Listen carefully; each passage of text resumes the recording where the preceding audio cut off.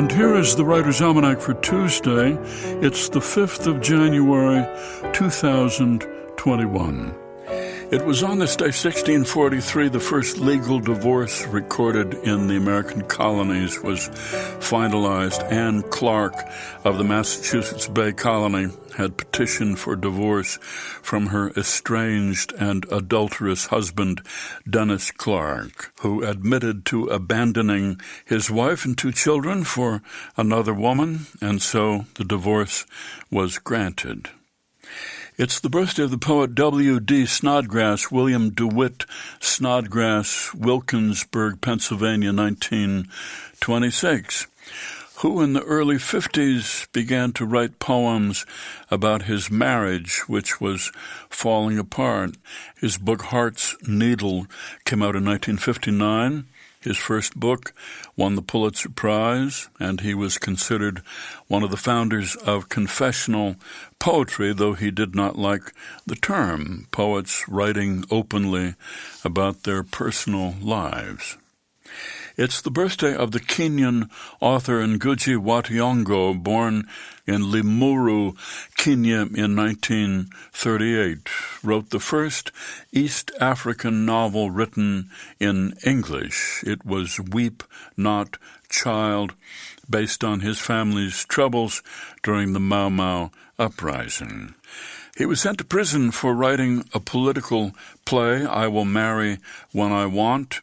5 years later, he was about to return home when he found out that the Moi dictatorship in Kenya was plotting to kill him, and so he went into exile, eventually settled in the United States. Has written a couple of memoirs since, Dreams in the Time of War, about growing up outside of Nairobi, and Birth of a Dream Weaver, a writer's awakening, about his university days in Uganda. It's the birthday of Stella Gibbons, born 1902 in London, author of many novels, short stories, best known for her novel Cold Comfort Farm, a satire of romance novels. And it's the birthday of the Italian novelist Umberto Eco, born 1932, Alessandria, Italy, a scholar who wrote a murder mystery set in a 14th century monastery that became a big bestseller in 1980, The Name of the Rose, even though it was filled with biblical references and discussions of Christian theology and heresies, and it was set in the 14th century. Umberto Eco's other books included The Prague Cemetery and his novel Foucault's Pendulum, which took him 8 years to write, came out in 1988. Here's a poem by Edgar Allan Poe, A Dream Within a Dream. Take this kiss upon the brow, and in parting from you now, thus much let me avow.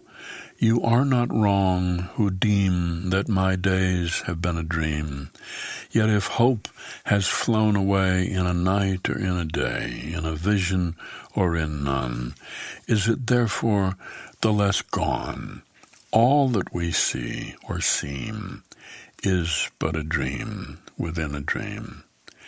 I stand amid the roar of a surf-tormented shore, and I hold within my hand grains of the golden sand. How few, yet how they creep through my fingers to the deep, while I weep, oh God, can I not grasp them with a tighter clasp?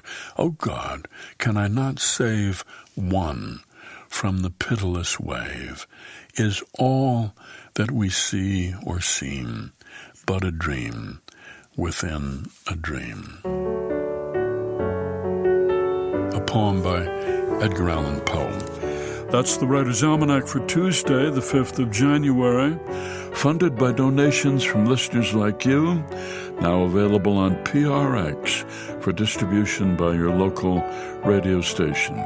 Be well, do good work, and keep in touch.